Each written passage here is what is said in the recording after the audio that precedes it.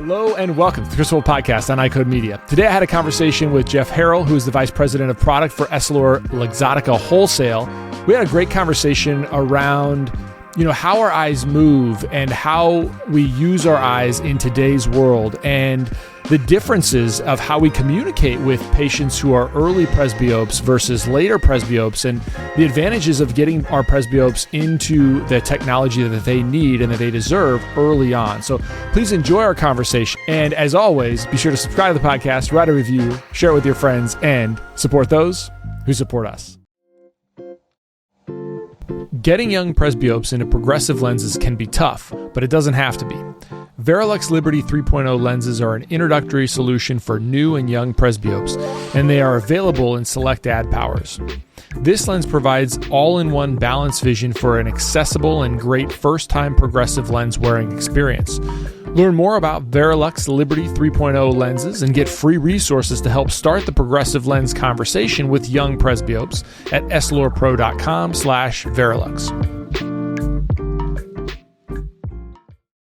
So Jeff, welcome back. Thanks so much for coming on again. I really appreciate it. Our last conversation we were talking about the Crizal Sapphire HR, and I'm really excited about that our experience with our patients and our practice have been wonderful with that lens coating and with that glare-free lens. And you were right. We had discussed a little bit about my selfishness within the conversation of sort of this anti-static, so I wouldn't get the dust on my lenses. But it's been pretty cool to see that how resistant they are to scratching and how aggressive you can be with your cleaning and still have a great smudge-free, scratch-free lens. So thanks for not letting me forget that part in terms of having that conversation with my patients. The other thing that you said at our last conversation that I don't know that we really delved into as much as I would have liked to, but you mentioned Leonardo, and I think we've got a lot of listeners for the podcast that know what Leonardo is, but I'll give you the opportunity to talk about the resources that Essilor of America have poured into Leonardo so that our team can be better trained on specific products and also general optical and principles. No, I mean, thanks for the opportunity. I'm glad to be back. What's great about Leonardo is that is another example of how Essilor of America is taking ownership of being a leader in this industry, because there's a lot of responsibility that comes with that. And for us, education is critical.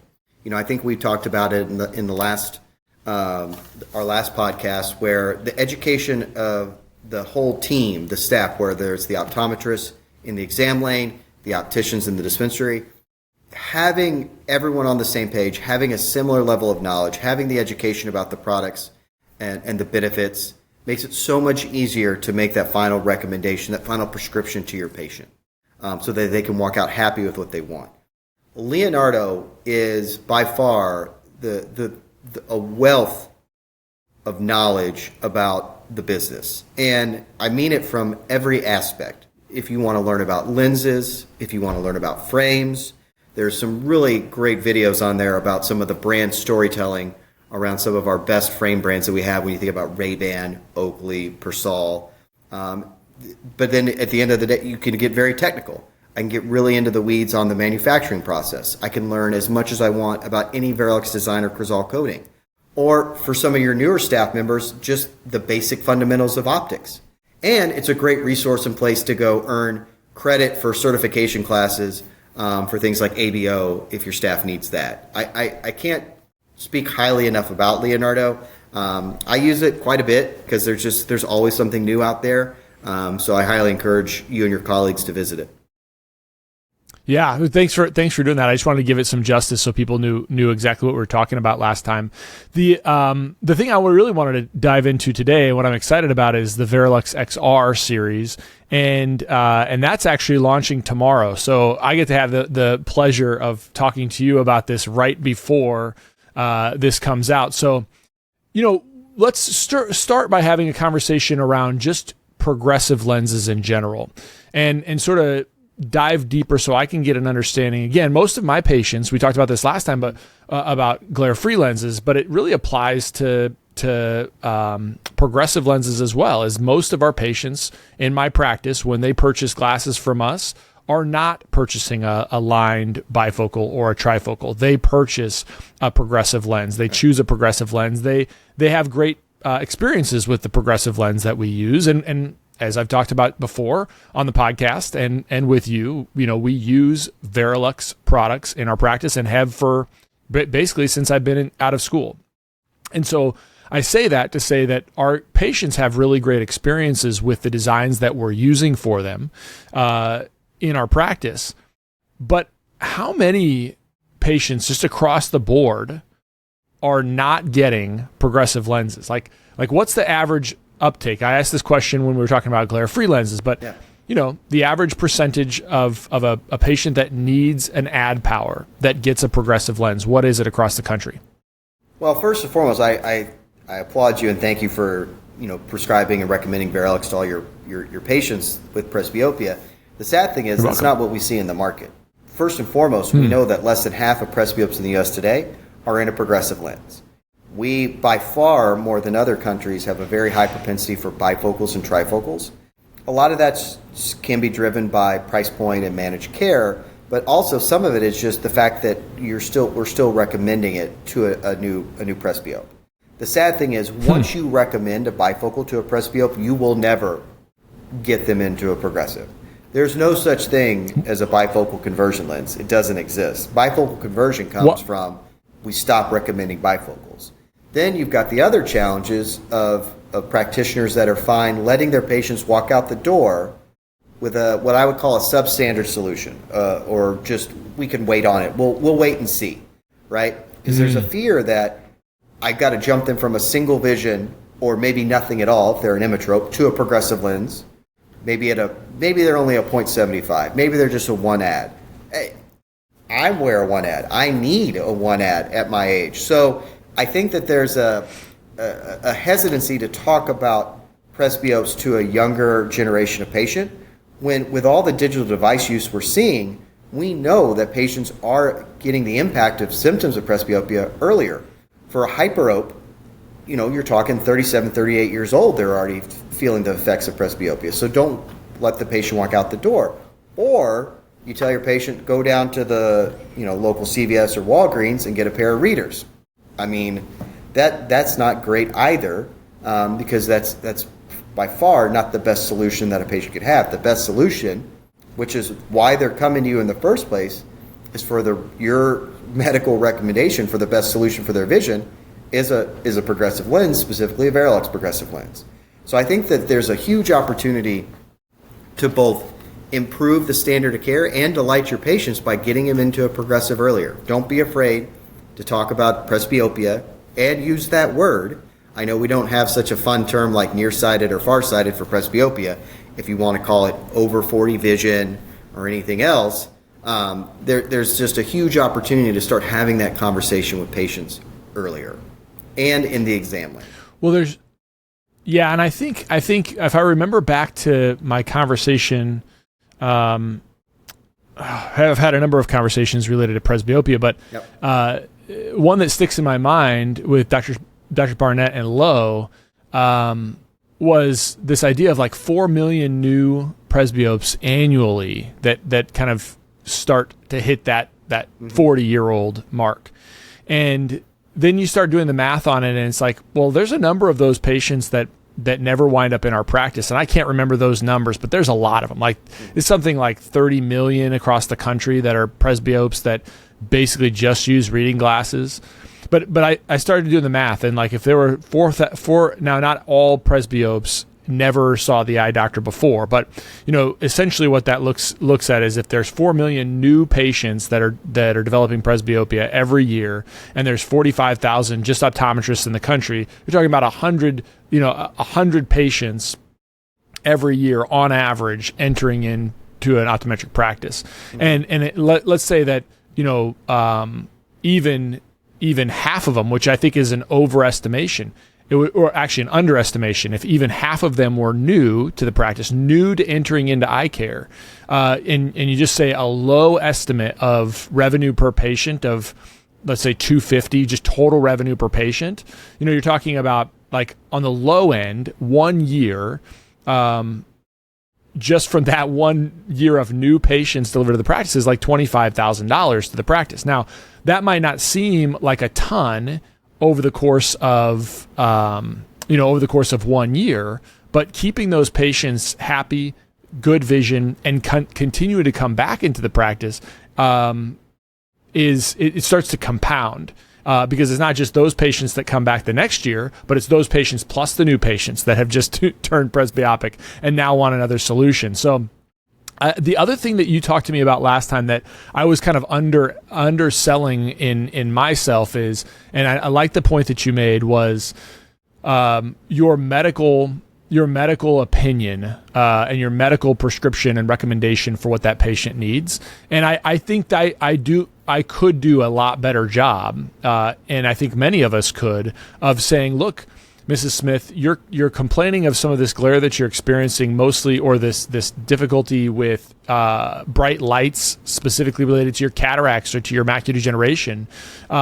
And we can kind of embrace some of those other things like polarized lenses or like transitions lenses that allow us to highlight the fact that the patient does have a medical disease that may or may not need surgical or pharmaceutical intervention, but the interventions that we can offer within the lenses also play a big factor in that. And I need to do a better job of that. But I think that's since our last conversation, that was a point that made me kind of think, yeah, I can do better by linking that. So thanks for bringing that up today as well as last time. I mean, think about it, at the end, you probably get very in-depth in the exam lane with a contact lens, right? Some of it's based on the fact it's differently regulated, it goes in the body, but I mean, at the end of the day, the result for the patient is the same, so why wouldn't you go into the same depth of trial with lenses, right? Or at least discussion of lenses, especially related to presbyopia in the exam chair. I think you've got a captive audience being the patient that is they're there to listen to you. That's their whole purpose of being there. And make sure you're planting that seed, and that helps the team in the front when we're talking about the different opportunities and different recommendations for the lenses. I think it comes together, and to me, to your point, yes, you get the $25,000 incremental revenue. You add that to the lifetime value of the patient if you get them into a progressive solution, 2 to 3, maybe even 4 repurchase cycles earlier.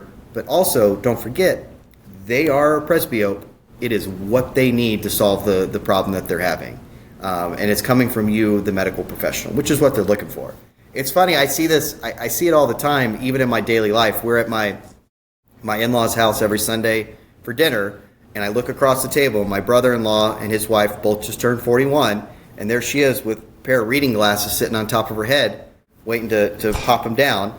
And my wife and I are over here on the other side. My wife works for Essilor Exotica as well. We're both just kind of chuckling and like, hey, we need to have a discussion. This is what we do. So. Yeah. Isn't it interesting that I find this all the time is, patients they'll come in and they've quote unquote solved their own problems, as you're describing, early 40s, maybe mid 40s, and they've got glasses on the top of their head or in their pocket or, kind of hanging here, around their collar. And they think that seems less burdensome than just putting something on their face that can stay there all day long. Right. Exactly. Like the on and off, and it makes them look older. Yeah. What makes you look older? Yeah, exactly. Wearing, and especially with the selection you've got of frames today, and I could recommend a few brands for you if you want. What looks better, frames or like I'm constantly doing this? That to me makes me look old. Like, oh, let me pull this out real quick so I can see. Versus, hey, this is who I am. But I know because then it gets into like your visual identity. And in research, when you talk to emmetropes, man, 20/20 vision, their whole lives, it's something that they wear that like a badge of honor. And then you say, oh, but you will get presbyopia, death, taxes, and presbyopia. It's coming for you. Yeah. They get very concerned, very concerned. So, but I get it. But I think the more times you have the conversation with a 40-year-old about presbyopia, the easier it will become. And one could argue It's a little bit of it's part of the job, right? It's the duty to, as a medical professional, this is what they have. No other medical condition would you say, hey, let's just wait and see. let's address it now. Yeah. Why do you think, what do you think is when you look at the research that you all have done, why do you think we kick that can down the road? Why do you think professionals will kick that can down the road as opposed to do exactly what you said and say, because we don't do it with glaucoma. We look for glaucoma at the very earliest stage and we want to treat it. We look for macular degeneration at the very earliest stage and we want to try to intervene. Now we talk about, and I hope that we'll be able to have a conversation about myopia soon, but now we think about myopia in the same way. It's like, look, we know, Mark Bullimore has done a ton of research on this, is we know that there's no real safe amount of myopia. And so you're seeing kind of this transition. Is it because we think myopia is seeing a transition because we're linking it to we're understanding more fully the downstream effects of some of the other aspects of ocular disease that can occur from it? But really, when we think about presbyopia, we don't think about it as like a disease so much. It is a dysfunction. If you really look at the definition of cataracts, and I've looked at this a lot recently over the last year or so, is really when you describe presbyopia, it includes lenticular changes that are the same pathophysiology that occurs within lenticular changes that we describe as cataracts. So I don't know. It's interesting because it makes me think, if I talk about any of those other diseases and I can make them better, or I can intervene sooner and give a patient a better quality of life and a better visual outcome, well, why don't we look at it the same, Jeff? I think too often it's because there's a negative connotation on how you deliver the solution, right? You're not selling progressive lenses. You are prescribing and recommending progressive lenses to that patient, right?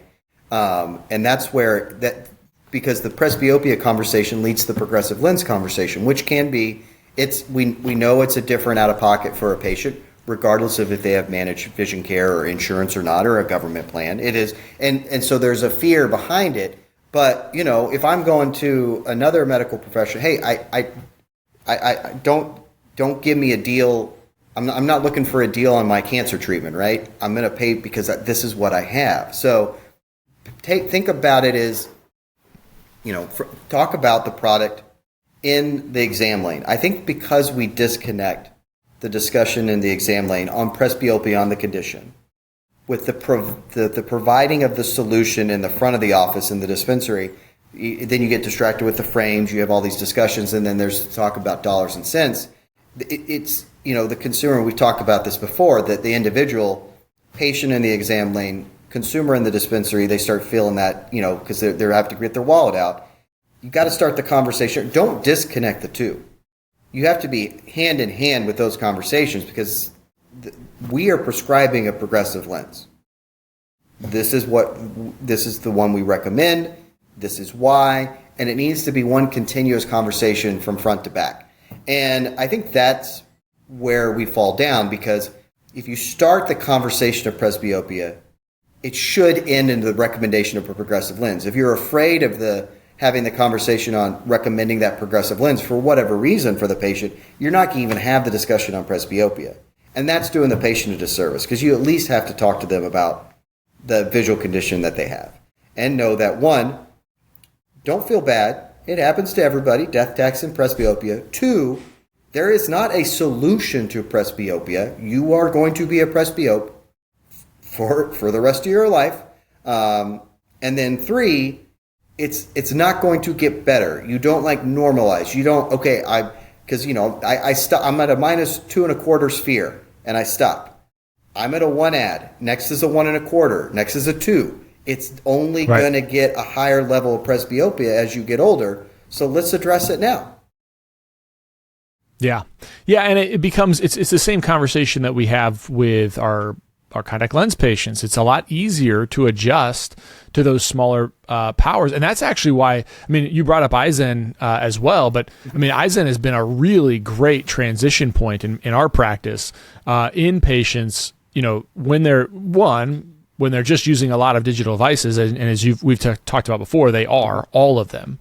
So at low Eisen levels, but having this transition of Eisen 2, Eisen 3, Eisen 4, they can take a patient where, they're in their mid to late 30s, having more fatigue. You can sort of transition that patient. So it's a continuous adjustment as opposed to this like stark difference. Like if I read a number that the average patient that starts with progressives or maybe it's bifocals is like 54 years old or something like that in the United States. Like, man, you're guaranteeing that even with the best quality lenses, that patient's going to have a more challenging experience adjusting than they would have if they would have started as a +1. Sure. Even with the greatest design of lens, they're still going to have a harder time adjusting to that. So why do we do it? I went from an Eisen +2 with the 0.6 diopters of power right into a Varilux X with one diopter of add power. It was seamless. There's no challenge. Yeah. Obviously, I'm going from an Eisen Plus to a Varilux X as well, so I have that benefit. But why shouldn't every patient have that opportunity to try that as well? So it's what I see today is just as clear, is just as sharp, without any challenges that I had in the past with Eisen. It's incredible. And my script next year is I've already been prescribed a 1 1/4 add. So tomorrow, when Varilux XR launches, I can go downstairs, get my Varilux XR with my 1 1/4 add now, and I'll feel like a grown up. Yeah, I mean it's been my exact same experience. I'm 41, but I probably started wearing, and I've probably started wearing in clinic a computer lens when I was 35 or so. Okay. And now, like when I'm editing or when I'm reading or doing computer work for a long period of time, I always have my glasses on. And, so when I'm away from when I'm in clinic, I have them on all day long. When I'm away from clinic, I'll put them on when I'm working on the computer.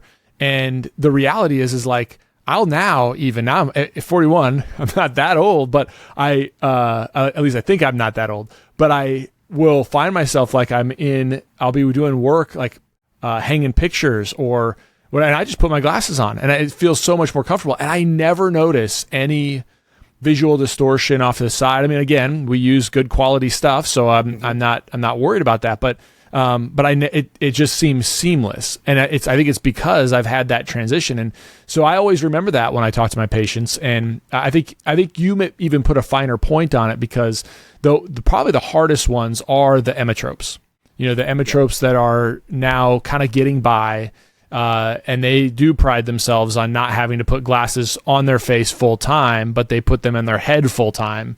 And they're on their face part time.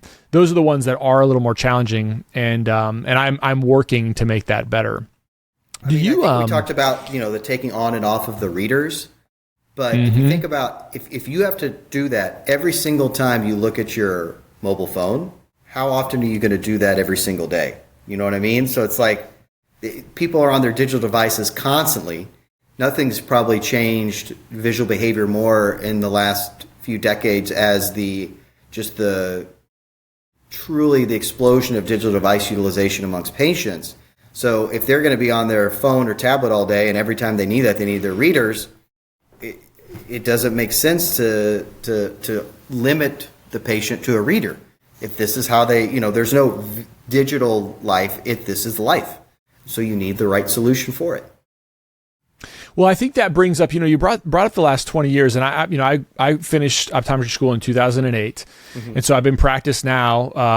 I guess it's 15 years, so almost 15 years to the day that I've had my license, and so that's crazy to think about. But we either immediately after I graduated or right before I did, we had the VisiOffice 1. And then we've upgraded to the VisiOffice 2, and now we have other customized measuring devices in our practices. And I know that there's a new one now that I'd like you to talk about that you're using within Essilor. But the cool part is we've had as-worn technology now. We've had the ability to take these measurements for 15 years.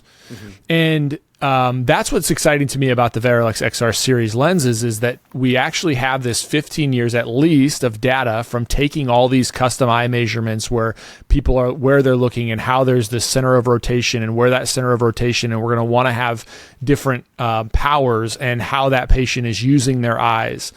And that's sort of culminated, my understanding from reading the details about this lens that's coming out tomorrow, is that's my understanding of the additional benefits, is we've done a good job of placing things where they belong for a long time as worn. But now, Jeff, we can do something extra because we have all those data points over those years. Tell me about that. Yeah, no, I think that, for us at Essilor Exotica, we invest so heavily in research and development, and it's incredibly critical when it comes to how we develop the next generation of Varilux progressive designs. When we think about the knowledge that we have about optics and the human visual system, and then we are just adding to that knowledge based on the technology we have to do research at an exponential rate almost every single year. And you look at the additional data that we have, this proprietary data now on truly human visual behavior, more than just the eye-brain connection, how your eye functions, but truly how you visually behave, the lowering of your gaze, your lateral offset, how much you move your head, how much you move your eye, and being able to add that level of knowledge to the design is incredible. Because when we talk about all these digital device uses, what is that causing? Well, it's causing the patient to move their eyes well over 100,000 times every single day. And as your eyes are moving, as you know, they're moving left and right together, because that binocularity is critical to how your brain interprets the images from your left and your right eye in the binocular summation to get a singular image and know what I'm even looking at. Now, you put a progressive lens in front of that eye that is not respecting how much those left and right eyes are moving together, that ocular navigation, you're going to get incorrect signals to the brain. That's why it's so critical to have this visual behavior data to improve the binocular balance and the binocular summation of the left and right lens, reducing the optical disparities between the two.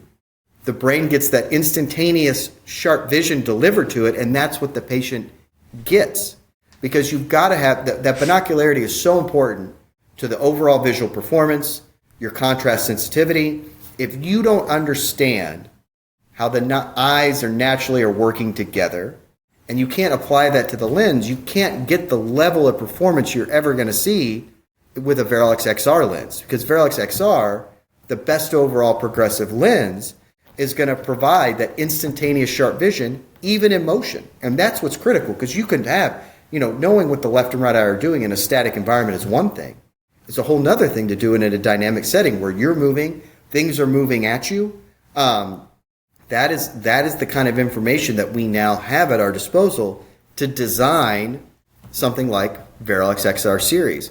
And, when we look at what we've been able to do in taking all of that data and using that data in behavioral artificial intelligence, and I do say it like that, it's critical when we talk about behavioral artificial intelligence, because just like anything, it's garbage in, garbage out. So this huge amount of data that we have, this really great data that's allowed us to create almost a digital twin of an individual in a virtual setting, really at every type of prescription, to make sure every design for every prescription for every wearer is almost so closely predicting their behavior. We have a very responsive lens to the eye's natural movements before you even put it on. And that's what's going to be the great thing about Varilux XR series. It truly is going to be the best overall progressive lens, just based on the years of data that we have and our ability to turn that in to a beautiful progressive design through behavioral artificial intelligence. I mean, I think from my perspective, it's kind of like I know it's going to be a natural upgrade and a natural something that will feel comfortable on me, because that's been my experience for the last 6 years when I've been in a progressive with Essilor, with Essilor lenses. the thing I think about it, it's hard to kind of describe all of what you just said to a patient. I think as we've discussed before, I think a lot of my patients that have chosen to stay with us to get their glasses from us, in addition to getting their care from us, they know this. They know the same thing intuitively about that I know, is that I'm going to put these lenses on and they're going to feel immediately comfortable. My vision is going to be immediately good, and I'm going to be able to do the things I need to be able to do. But there's this whole other group of patients that, for whatever reason, have decided to go someplace else. Either we're not on their managed vision care plan, or they, they perceive that they're getting a better value from because the price tag is less, or the price tag doesn't wind up being less, but they're getting something different that they think is less expensive. For whatever reason, I liken it to, I can tell you, if you're not a car guy. And I am a car guy. I think I like cars. I've got a big family, but I like cars. I like big engines. I like horsepower. I've talked about cars before on this podcast with you. That's why I'm bringing it back up again. Yeah. But I remember the very first time I ever drove a BMW, my dad in 2013 bought a 2003 M3 convertible. And when I got behind the wheel of that car, you just felt connected to the road. When you hear BMW describe their cars as the ultimate driving machine, I never understood what they meant until that moment. And so then that kind of bound me to it, right? Mm-hmm. So I don't know, and I like your insight into how do we have this conversation effectively and efficiently with our patients about what they're going to experience when they've upgraded from the Varilux X design, perhaps, to the XR. How do we describe that to a patient in a way that once they do it, that articulates the advantage immediately, but once they do it, they're like, the ultimate vision machine, right? Like, how do we send that message? Well, first, I want to address your comment about the patient potentially undervaluing the progressive lens solution based on cost.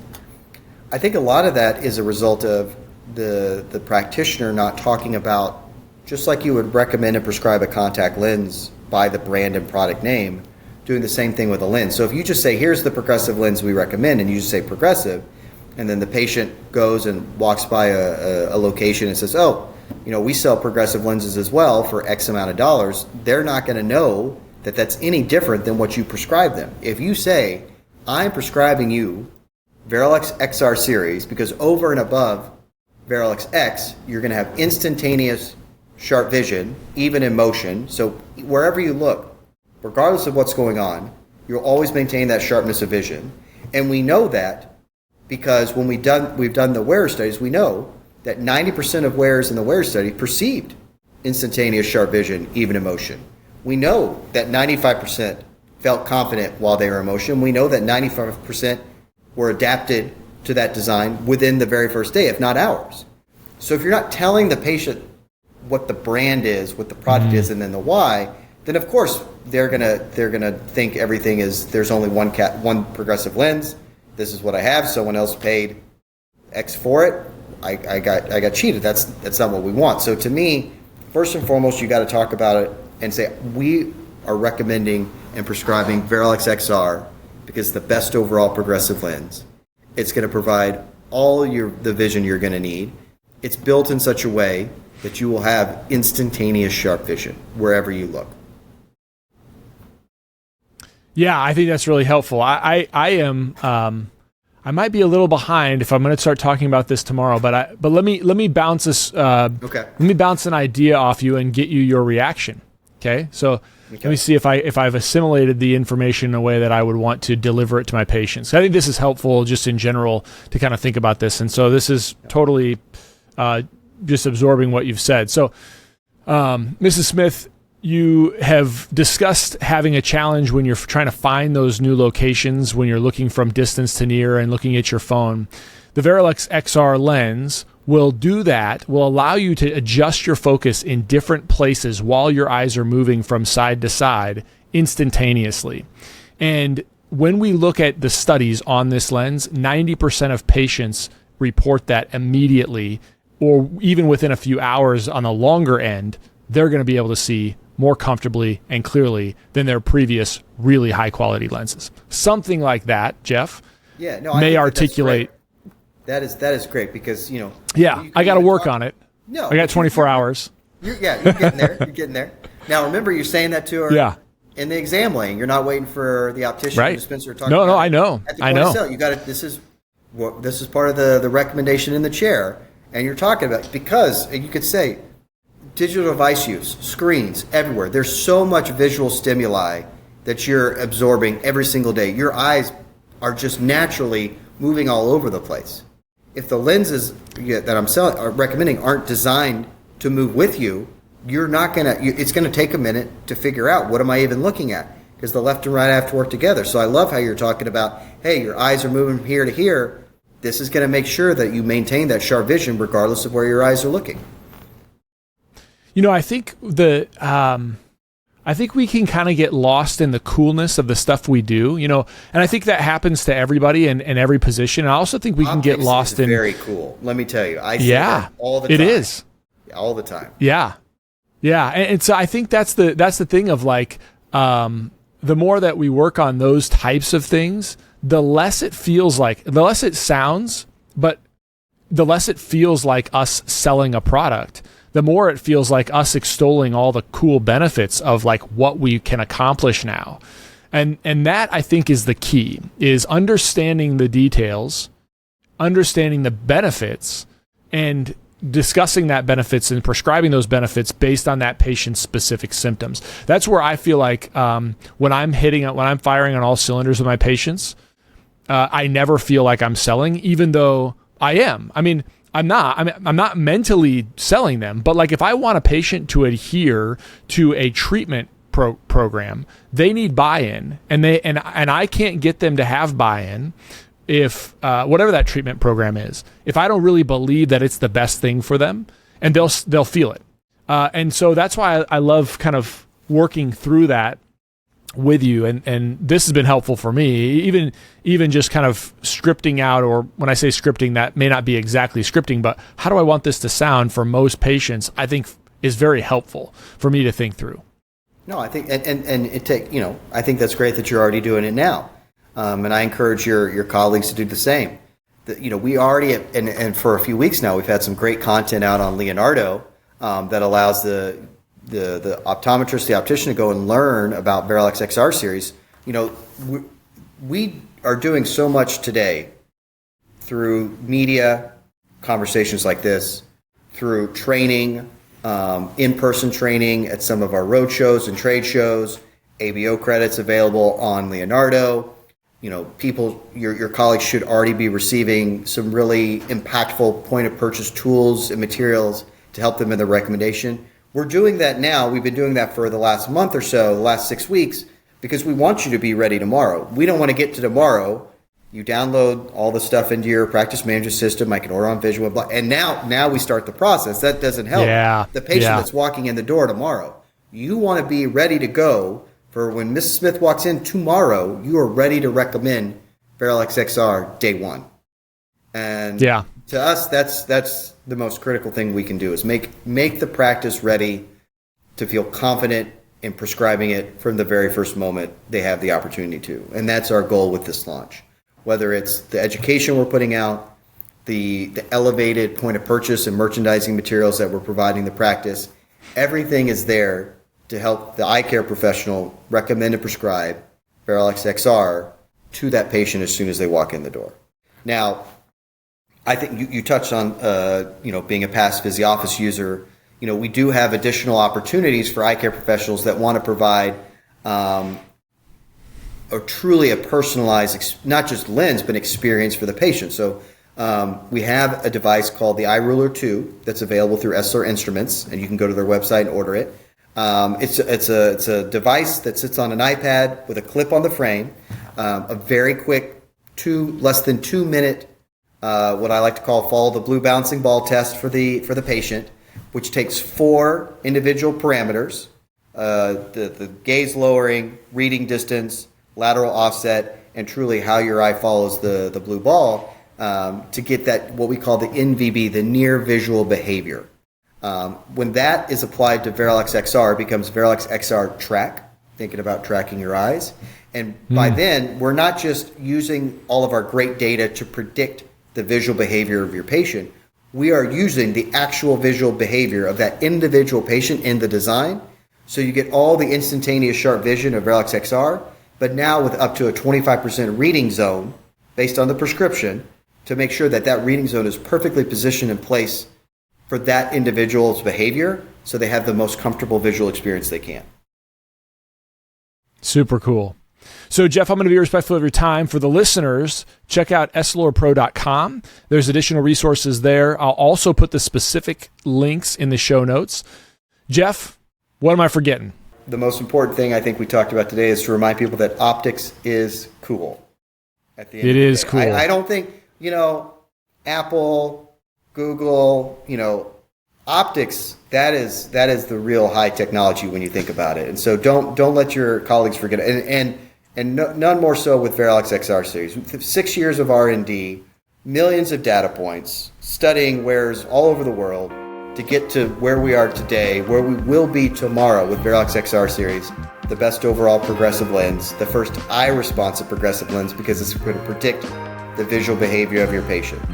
So I hope your colleagues and you have great success with it. I know you will based on everything I've seen in the wearer studies and in R&D.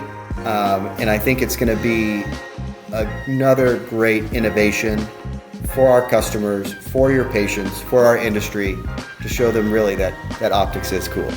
Jeff Harrell, thanks so much. Appreciate it, man. Thank you. We'll do this again soon. Anytime.